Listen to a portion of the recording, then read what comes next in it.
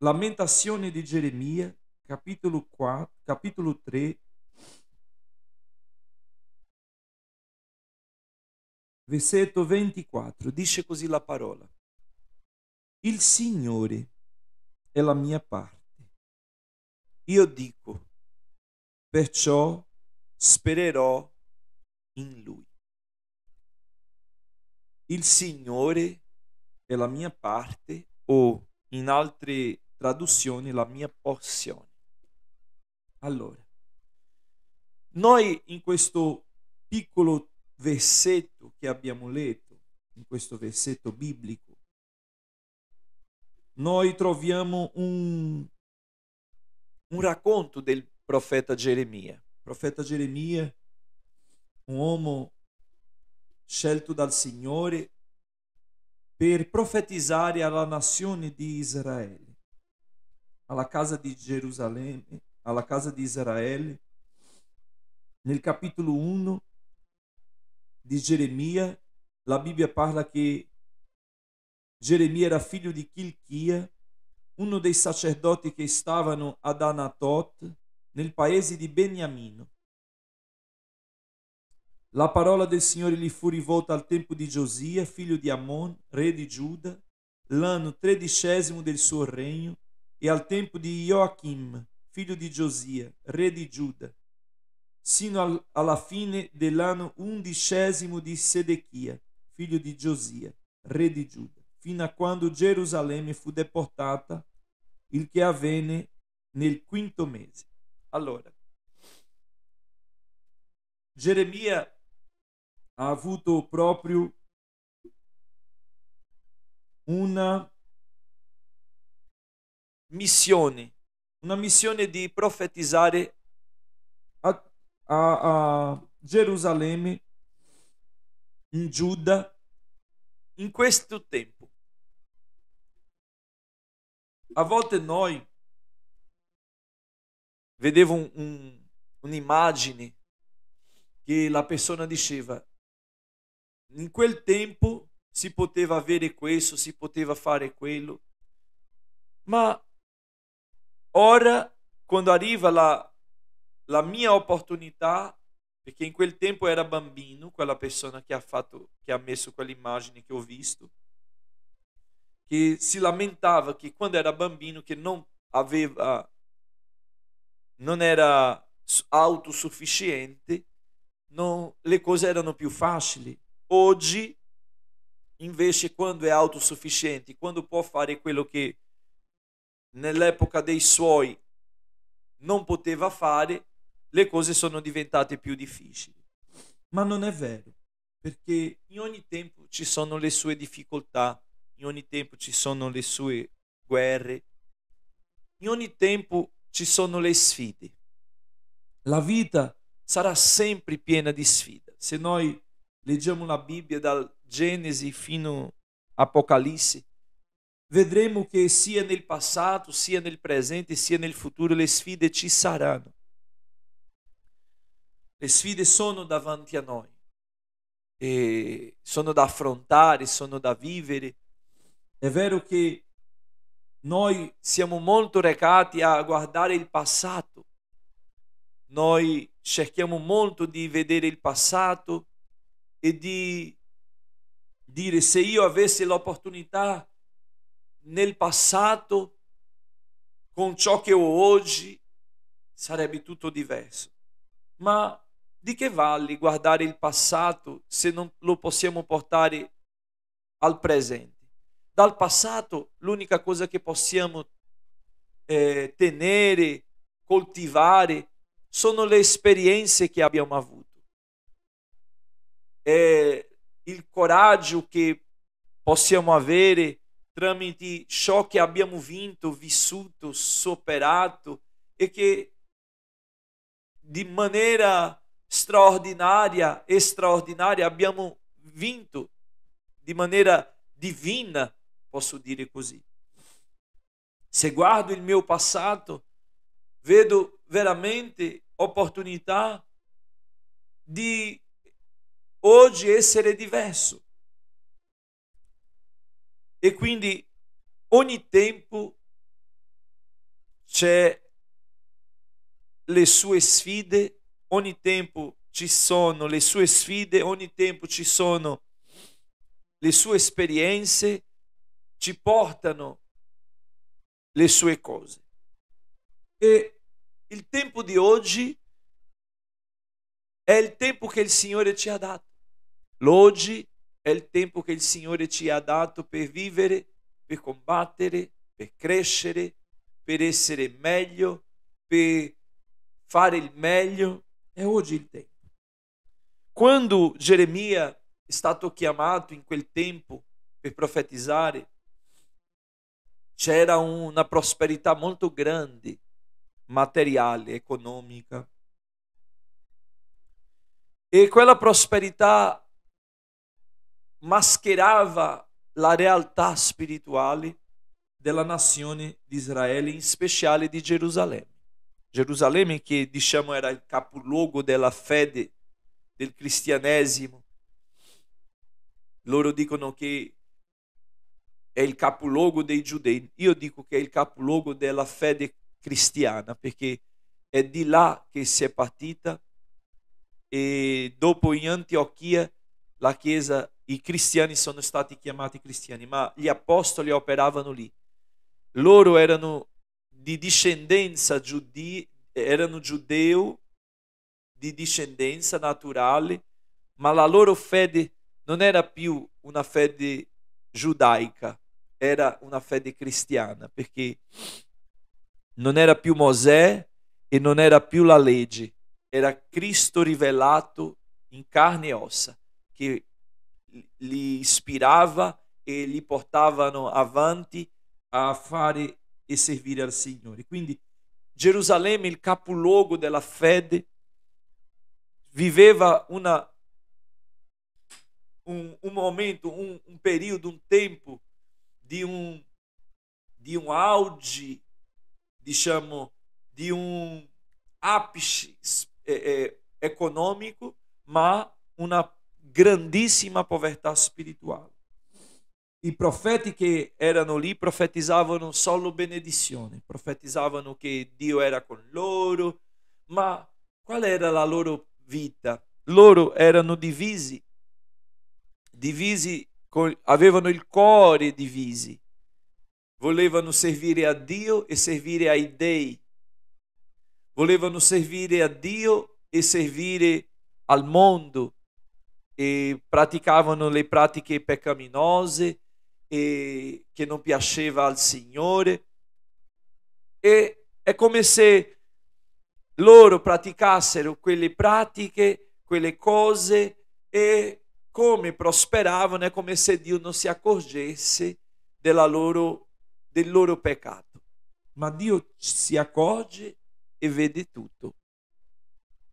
E quando il Signore manda Geremia a profetizzare, Geremia non parla di una sentenza per il presente, perché molte volte, come oggi, la persona si trova bene, quindi non si preoccupa col suo futuro, nel senso spirituale, perché nel senso economico, sì, le persone sono ansiose, preoccupate con il loro futuro, come moriranno, se si ammalano cosa faranno, se succede questo,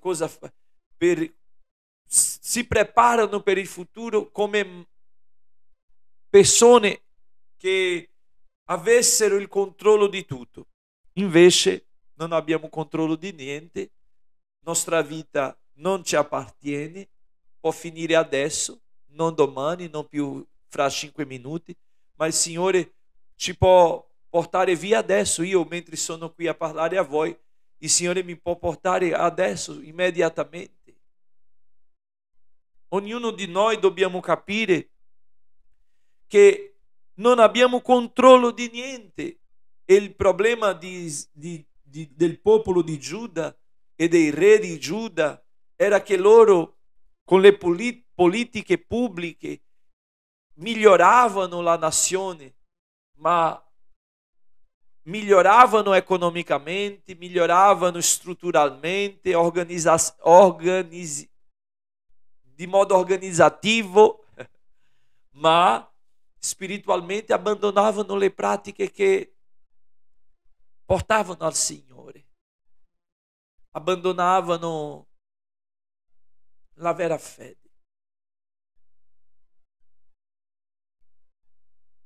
Quando Geremia profetizzava, diceva: guarda che il Signore vi castigherà, verrà su di voi un giudizio per la vostra allontananza, per la vostra mescolanza, perché avete mescolato i dei stranieri nei vostri culti. State adorando le cose, le immagini. E ci sono persone che molte volte non si accorgono perché stanno bene. Ha una macchina, ha una casa, ha mangiato stamattina. E per loro magari una situazione difficile è una situazione di povertà, è una situazione di mancanza di cibo. Quello è difficile. Ma vorrei dirvi che è vero che non è facile non avere le cose, ma possiamo pure non avere. La macchina che tu hai, tu puoi vivere senza.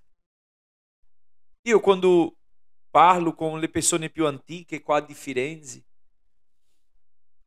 un giorno parlavo con una sorella che diceva in via Pisana, dove c'è un posto che abbiamo visto lì, era un luogo di ristoro che le persone passavano a cavallo verso Pisa e si fermavano lì per dare da mangiare ai loro cavalli, per prendere un caffè, un tè o qualsiasi cosa per riscaldare e dopo seguivano viaggio. Oggi la via Pisana è piena di macchine, è piena di autobus, i mezzi sono migliorati, ma se dovessimo vivere senza macchina era possibile? Sì. Oggi cosa hai mangiato stamattina? Una brioche? Io ho sentito che nel tempo di guerra le persone mangiavano anche il pane duro, e insuppavano e lo mangiavano. E hanno sopravvissuto, hanno vissuto, anzi, la difficoltà ha portato tante cose buone alla nazione, ha portato esperienza soprattutto, ha portato, ha creato mestieri, ha fatto le persone non sprecare, tante cose buone che oggi il bambino dice non voglio questo, non voglio, e scegli fra tante cose ciò che mangerai. In quell'epoca non si poteva scegliere perché era quello e basta. Quindi quando Geremia parlava alle persone, parlava del loro stile di vita. Era un stile di vita veramente che non piaceva al Signore. Hanno abbandonato Dio. Oggi vediamo le persone che hanno un passato, una storia, ma qual è il tuo presente? Sai, io da piccolo andavo, facevo, partecipavo, cantavo, io da ragazzo ero con il gruppo di giovani, io facevo parte del coro. Bello. Ma oggi che fai?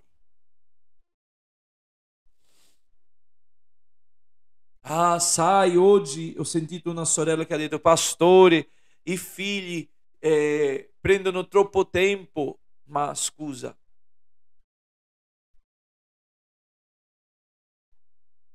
I figli non sono benedizioni o che sono?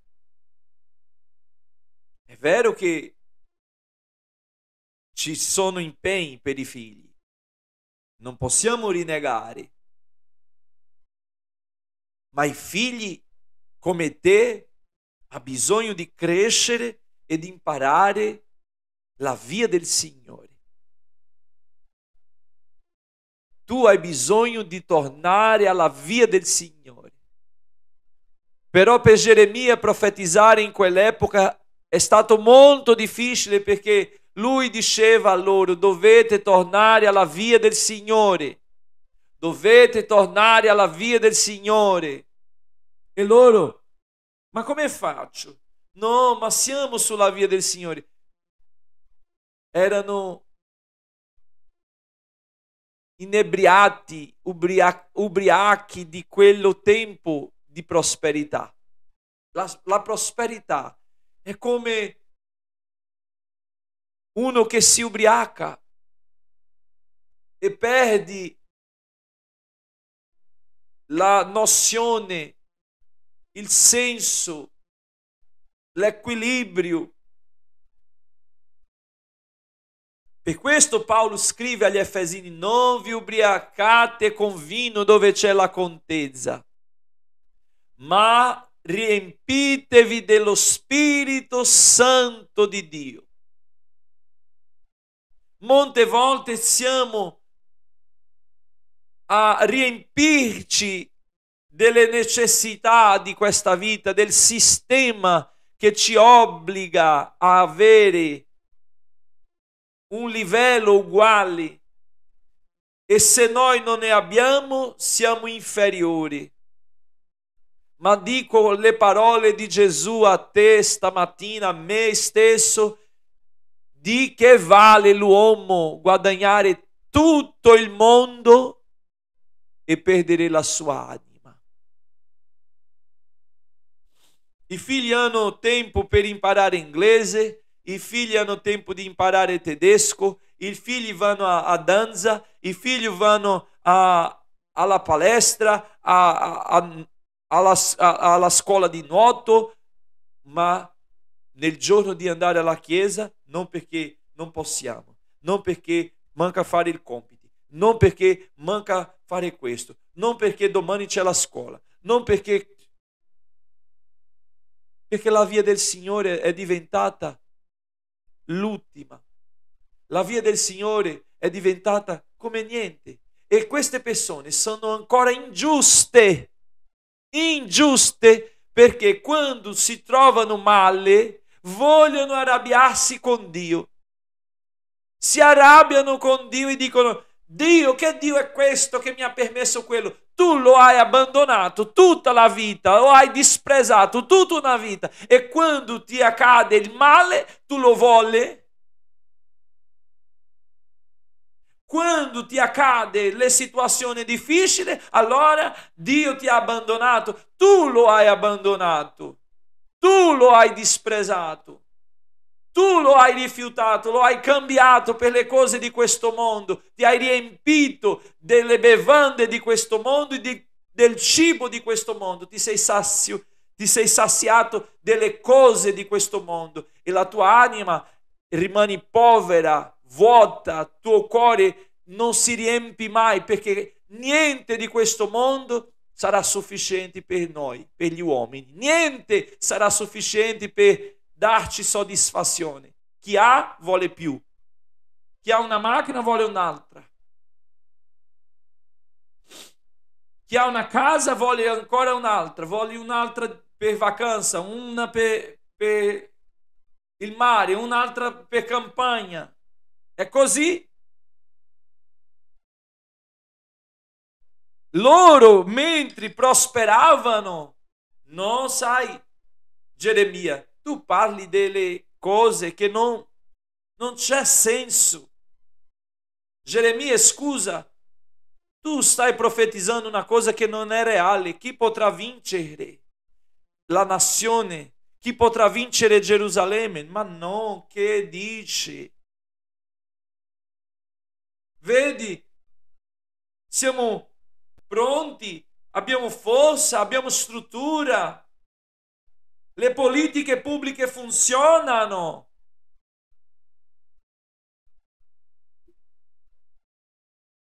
Finché Dio tiene le sue mani sopra. Ma se Dio tira indietro le sue mani, guai, guai, guai da noi. Geremia ha detto: è una grazia del Signore che non siamo stati completamente distrutti. Le sue compassioni infatti non sono esaurite.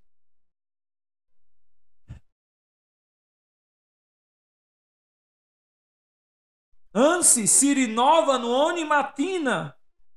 Grande è la tua fedeltà.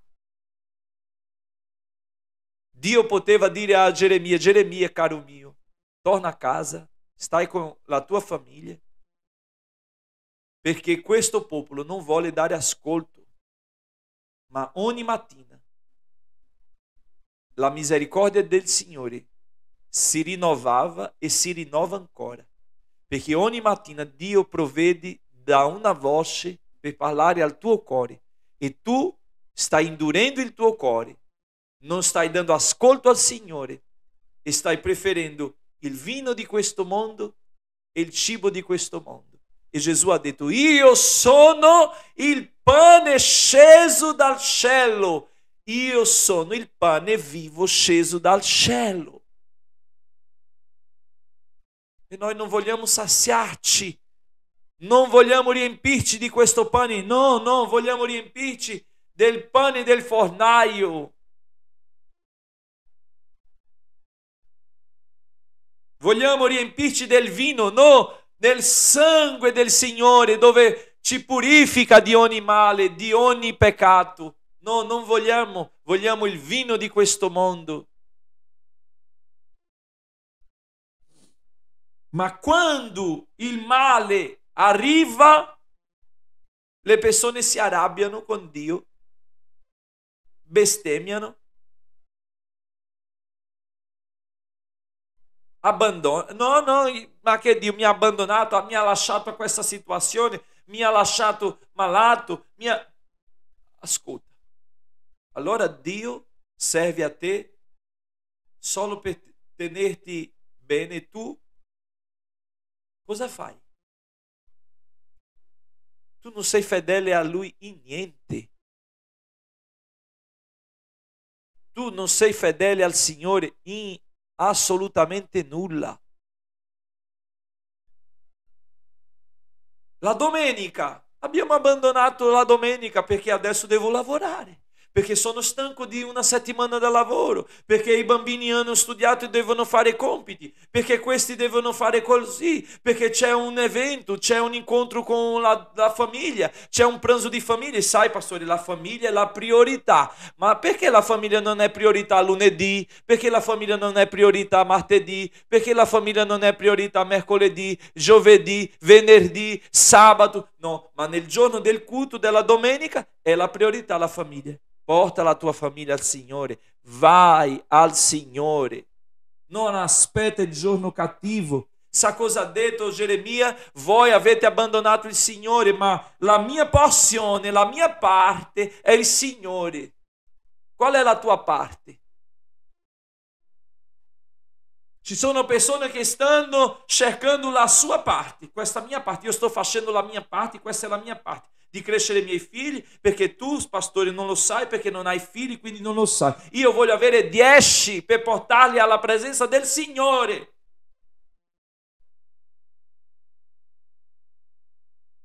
Oggi io sono un sacerdote del Signore, ma io ho avuto il mio lavoro e non è perché io ho avuto il mio lavoro che io non ho servito al Signore. Io servivo al Signore anche quando lavoravo e non lavoravo poco. Chi mi conosce lo sa.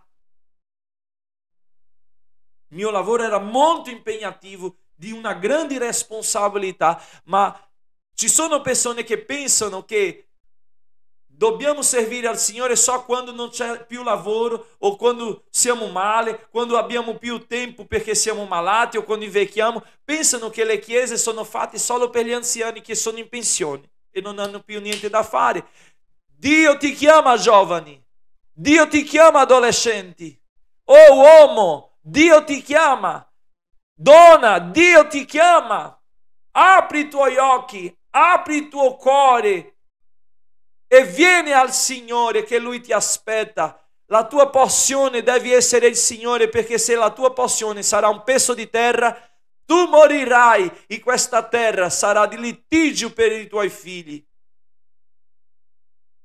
Se la tua parte è una macchina, questa macchina si guasta e tu ti deludi. Se la tua parte è un mestiere, finisce. Quando tu perdi le forze, finisce lì. La parola del Signore dice in Eclesiasti capitolo 12, versetto 2, versetto 1, ricordati del tuo Creatore nei giorni della tua giovinezza, prima che arrivi i giorni cattivi, mali. Ricordati. È tempo di tornare al Signore. Ogni mattina di martedì, giovedì, io sono qui a parlare, a bussare la porta del tuo cuore. Dice il Signore, ogni giorno c'è una persona per la strada, ogni giorno c'è un messaggio. Tu non potrai dire che il Signore non ti ha avvertito. Tu non potrai dire che il Signore non ti ha chiamato. Tu non potrai dire che il Signore non ti ha cercato.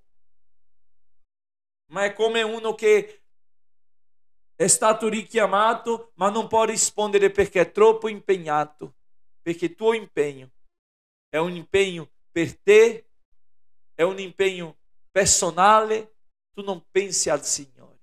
E quando la parola ci dice amare Dio sopra tutte le cose, amare a Dio sopra tutte le cose. Ah, ma io faccio opera, bene, anch'io, ma prima è il Signore. Prima è il Signore.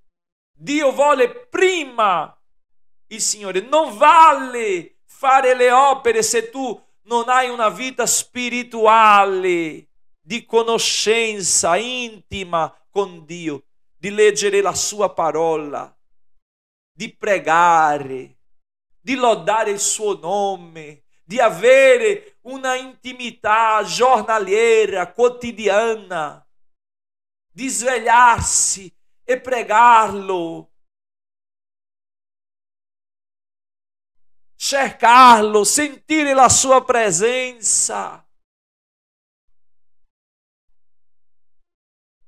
Di che vale l'uomo guadagnare tutto il mondo e perdere la sua anima? Qual è la tua porzione? Qual è la tua parte? Se la tua porzione è la parte che rovina, è la parte che finisce, che povera porzione. Mi dispiace per te. Mi dispiace per te che la tua porzione è così povera. Ah, ma sono miliardi. Povera.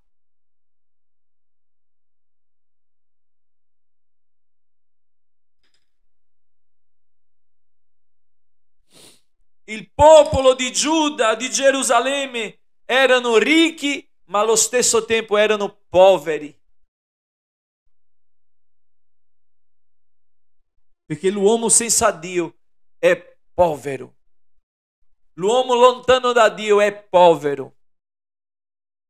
L'uomo senza Dio è povero. La povertà è lì. È come una persona che un giorno era povera, è diventata ricca, ma non sa il valore delle cose, perché non ha mai conosciuto la ricchezza. E ci sono persone che possano diventare benedetti, possano tornare al Signore, ma non riescono a vedere valore nel Signore, perché i valori del Signore sono opposti ai valori del mondo. E gloria a Dio per questo, perché la mia porzione è il Signore. Gloria! Io non mi sento inferiore. Geremia ha pianto, Geremia ha subito delle cose terribili, angoscia, tristezza, perché loro non davano ascolto, loro non volevano sentire, loro non si ravvedevano. È come se lui dovesse spostare tutta l'acqua del mare in un recipiente. È come se quello che lui stesse facendo fosse impossibile, ma lui, nonostante vedeva impossibile, continuò a fare, perché la sua porzione era il Signore. Molte volte noi pastori, parlo a voi stamattina, missionari, operai del Signore, ci scoraggiamo, perché fare missionari in questa nazione, fare pastore in questa nazione è difficile, è come portare acqua dell'oceano in un recipiente. Ma noi non possiamo venire meno, mollare, desistere. Oggi il Signore dice: ferma questo tuo pianto, asciuga queste lacrime e segui e lascia, perché questo popolo vedrà la mia mano. Fai la tua parte, la tua porzione qual è? È il Signore? Non ti arrabbiare con loro, no, parlare quello che il Signore ci ha dato da dire, da parlare. Parliamo e lasciamo il Signore che farà. Non c'è una soluzione. Se tu, missionario, pastore, ti senti meno stamattina, se tu, caro mio, ti senti triste, abbattuto perché non stai vedendo risultati, io voglio dirti stamattina: non ti preoccupare, perché la tua porzione è il Signore. Lascia i risultati con il Signore, lascia con il Signore, fa bene il tuo mestiere, fa bene quello che il Signore ti ha chiamato da fare. Geremia era puntualmente alla porta, Geremia era quotidianamente alla porta, Geremia pregava, Geremia parlava la parola, Geremia andava a visitare le persone, Geremia ha fatto tutto. No, la cosa che tu non puoi avere è un sentimento di che non hai fatto. La tua coscienza deve accusarti di quello che tu non hai fatto, non dei risultati che non hai avuto. Perché se tu stai parlando, se tu stai lanciando la parola, se tu stai evangelizzando, se tu stai visitando, se tu stai chiamando, ma le risposte quali sono? Questo risponde: pastore, perché sai, stiamo lavorando molto, sai, perché adesso stiamo passando un periodo difficile, sai, perché adesso io ho litigato, sai, perché adesso io ho questo. Continua, uomo di Dio, così ti dice il Signore, continua, perché il Signore è che giudicherà ciascuno di noi, sia noi che parliamo e sia loro che ascoltano. Dio porterà giudizio in questa terra.